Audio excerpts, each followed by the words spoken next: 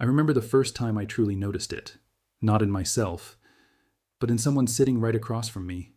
The subtle shift in posture, the slight hesitation when speaking, the way conversations seemed shorter than they should be.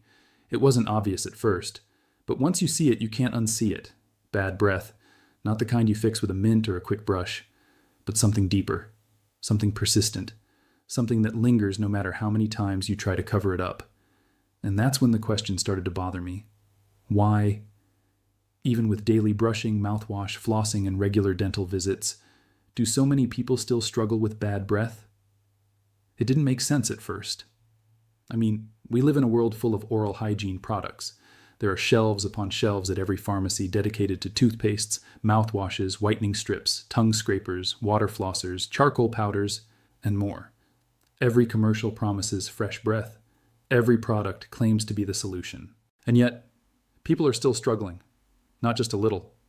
Not just occasionally, but persistently. Daily. In a way that affects their confidence, their relationships, their professional life, and their quality of life.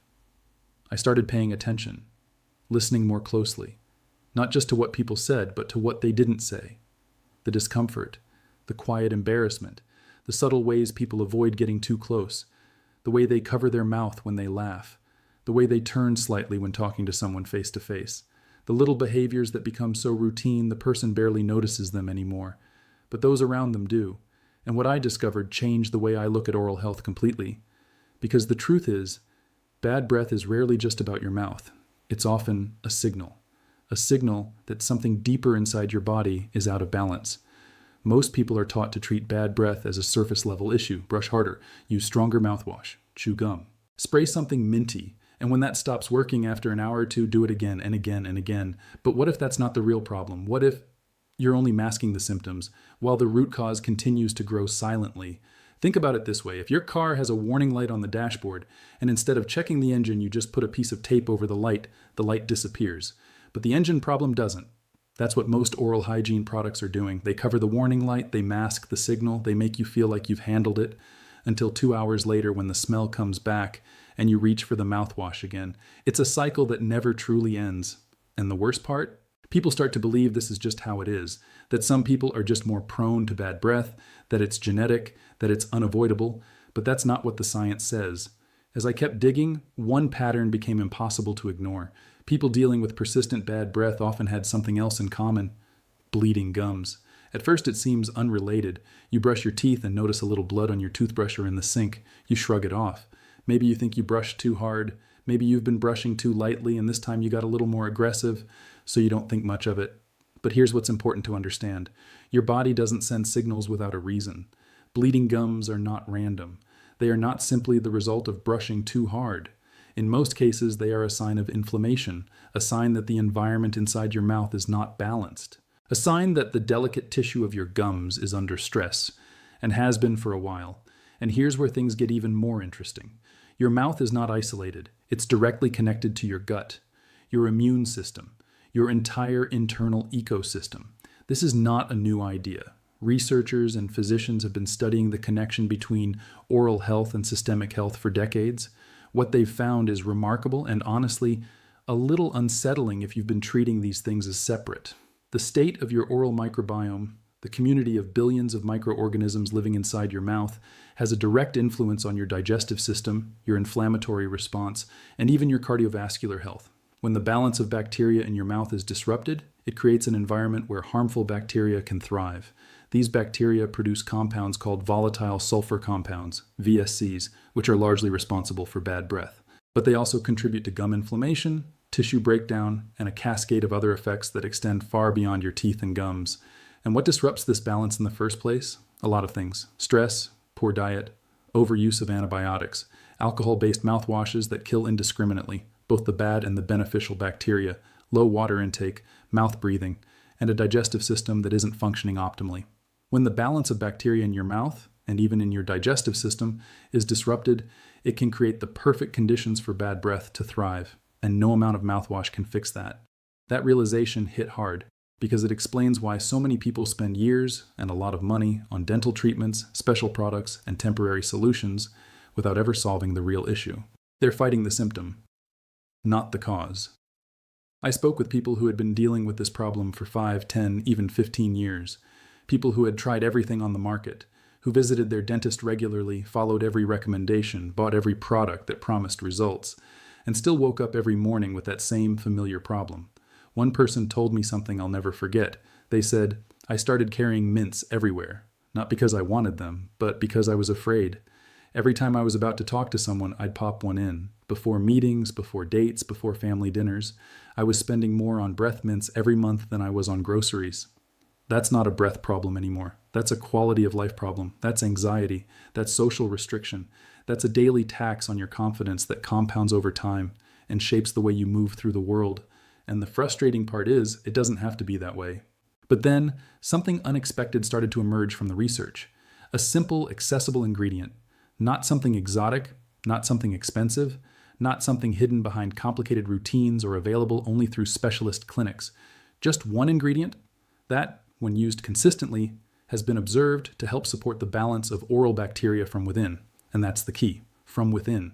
Because instead of trying to kill bad breath from the outside, spraying chemicals at a symptom, this approach focuses on restoring balance inside the body where the problem often begins. This is a fundamentally different philosophy, and it changes everything. When you work with your body instead of against it, when you support the natural ecosystem of your oral microbiome rather than repeatedly trying to nuke it, something interesting happens. The environment inside your mouth changes. The conditions that allowed harmful bacteria to thrive start to shift. The inflammatory response starts to calm. The gum tissue starts to stabilize. The persistent odor, not masked but actually reduced at the source, starts to diminish. Studies around oral microbiota and digestive health have been increasingly showing that when you support beneficial bacteria and reduce inflammation, you don't just improve your breath, you improve your entire oral environment. That means healthier gum tissue. That means a reduced risk of the kind of bacterial overgrowth that leads to decay. That means a more resilient immune response in one of the most bacteria-dense environments in your entire body. And for many people, that's when things start to change. Not overnight, not magically, but steadily, naturally. Like your body finally getting the support it needed all along. Let me explain why this matters beyond just the obvious. Most of us have been taught to think of our mouths as isolated, separate from everything else. We brush, we rinse, we floss, we're done.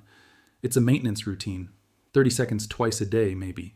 But the mouth is actually one of the most dynamic and important interfaces between your body and the external world. Everything you eat, drink, and breathe passes through your mouth. The bacteria that colonize your oral cavity interact with your digestive system constantly. And the health of your gum tissue, that thin, fragile barrier between the outside world and your bloodstream, has implications that scientists are only beginning to fully understand. Did you know that gum disease has been associated in numerous studies with increased risk of cardiovascular conditions? Or that certain oral bacteria have been found in plaque buildup in arteries? Or that the inflammatory signals triggered by an unhealthy oral environment can travel systemically through your bloodstream? I'm not saying bad breath causes heart disease. I'm saying that your mouth is a window into your overall health, and persistent problems in that environment are worth taking seriously, not just for social reasons, but for genuine health reasons. The bleeding gums, the persistent odor, the recurring infections, the sensitivity, these are not isolated inconveniences. They are messages. And learning to read those messages and respond to them intelligently is one of the most powerful things you can do for your long-term well-being. Now, you might be wondering, if this is really about the microbiome and internal balance, what does that actually look like in practice?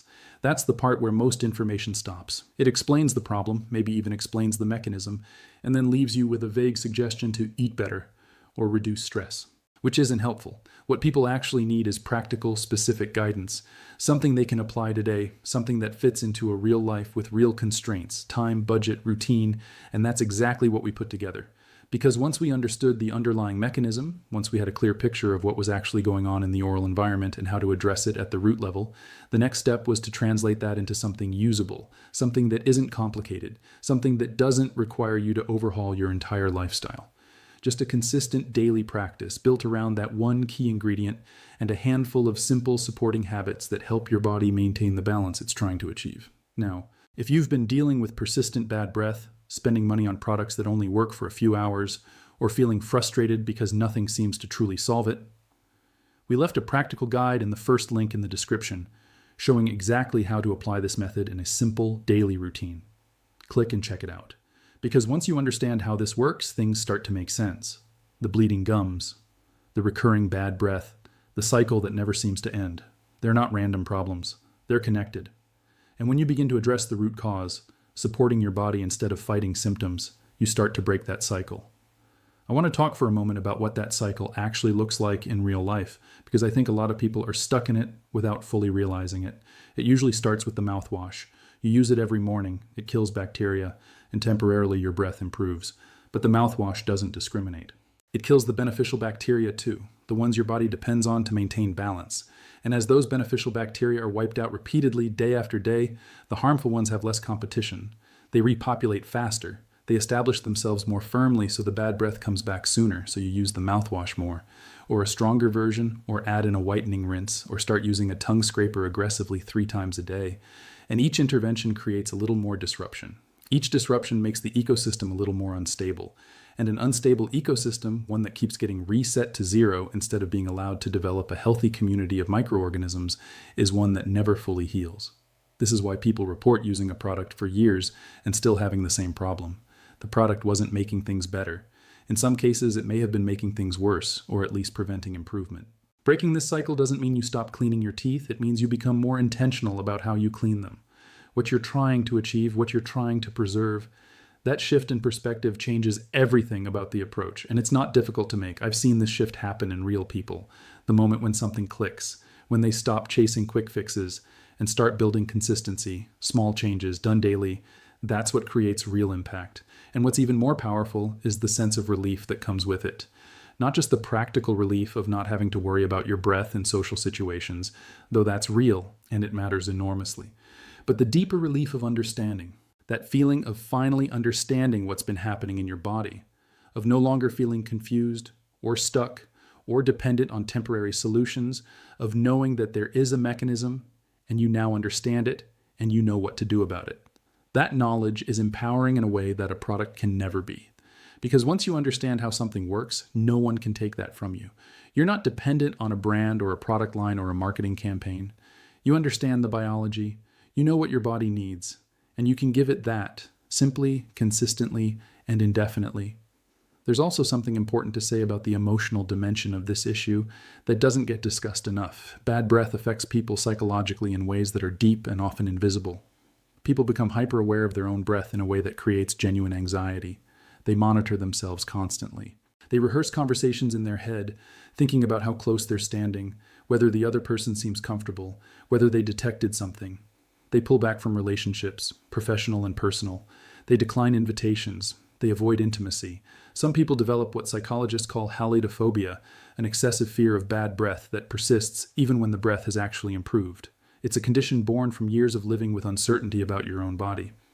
And the tragedy is that it's preventable, not through willpower or therapy alone, but through actually solving the underlying problem so the anxiety has no foundation to stand on. When the root cause is addressed, when the breath genuinely improves and stays improved, not just for 2 hours, but consistently, the psychological weight lifts too. That's what sustainable change looks like. That's the difference between a quick fix and a real solution. If this is something you've been struggling with, there's also a guide available in the pinned comment that walks you through everything step by step, especially if you want to stop dealing with bad breath, avoid unnecessary dental expenses, and strengthen your gum health in a practical way. Because at the end of the day, this isn't about hiding bad breath. It's about understanding it.